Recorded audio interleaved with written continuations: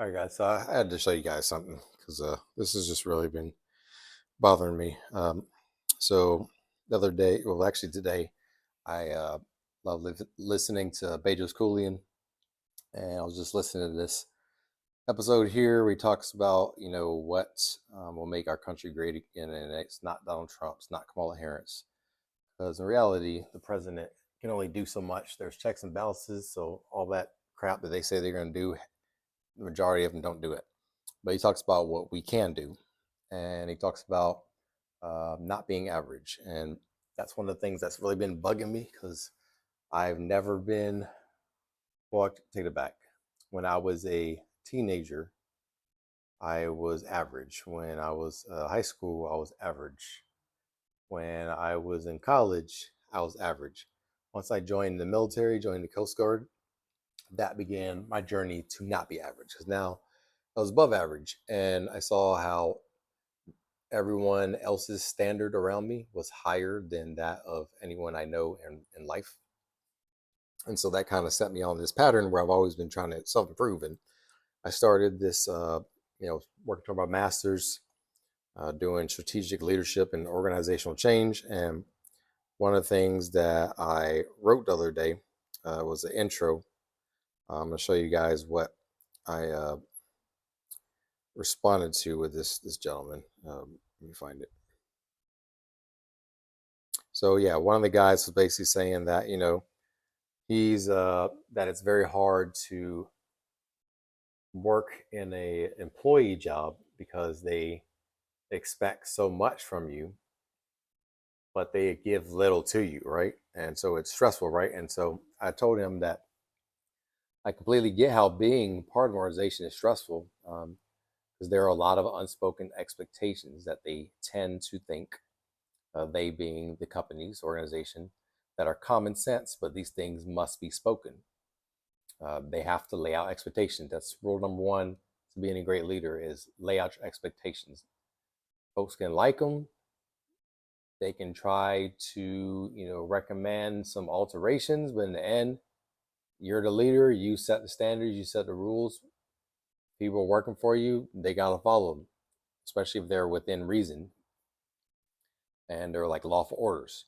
Um, So I told him, yeah, that's where I see a lot of organizations failing. They don't say the spoken. They fail to verbally set expectations. Like in my organization, the Coast Guard, it used to be an automatic that everyone had to be a go-getter. I joined in 2004. To get an average evaluation, eval number was like a 4, though not negative in structure, was negative regarding perception. Everyone would think that you were lazy if you got a 4. Our system goes from 1 to 7, 4 being like average, 3 being substandard, 2 being like really degradable, and 1 being poor, 5 being above average, 6 being excellent, 7 being superior. And so as times change, and I would say they started changing around like 2018-ish. I think that's when I started seeing a lot of newer generation folks coming in, that had different expectations of life, that probably hadn't been pushed, that were told they were great at things that they truly weren't great at. And that made them think that they had no room for growth. And we all got room for growth, myself included. Uh, so, where, yeah, as times changed, newer generations didn't like that added stress of having to be a high performer when they first started their job. So now it's okay to be an average sailor. Alongside, though, the caveat that your advancement potential and your leadership potential won't be realized. What I mean by that is that if you decide to go the average route, cool, you can choose to do that, and no one's gonna penalize it for you, but don't expect to get any kudos or any like special assignments or leadership positions or anything like that if you're just gonna be just your average person, just show up to work and go home. You won't get any rewards for that. You're guaranteed to get a letter of commendation, which is basically the standard award for you showed up to your job, did you get in trouble? And if they really want to, like, if they got a really high standard, they might give you a letter of appreciation. But they really do that depending on your rank. If you're like an E3 and below, you're definitely getting a letter of appreciation if you just do what you're supposed to do. Uh, Once you get up to E5, then you start earning some of those accolades. Um, so yeah, then I put there, our system is designed to only reward those that put everything on the line.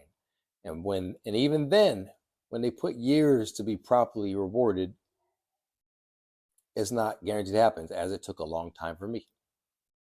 Um, so I put that there because I realized that I put a lot of things on the line. I sacrificed a lot. And just because you do that, like I went, oh, don't get me wrong, I got a great career. I went from E1 to E6 in 4 years, like never really been done before. I was go getter, strong. I made E7 at 10 years, uh, made freaking E8 at 14 years.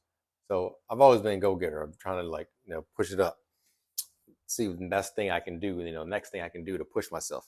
But just because I did all that does not mean that everything's still going to be handed to me. I still had to fight for special assignments, and I applied for a few and didn't get any. It was because though I was a great performer, I needed growth and learning how to get along with difficult people, and that took me about 4 or 5 years.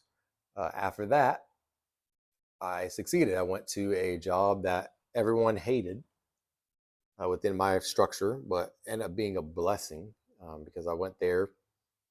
They basically let me do my thing. They didn't micromanage me. Did my own thing, and then, lo and behold, that job led me to my current job right now, where I am do international and foreign military sales, and that involves me going a lot of cool places. So finally got my reward. Encourage y'all, stay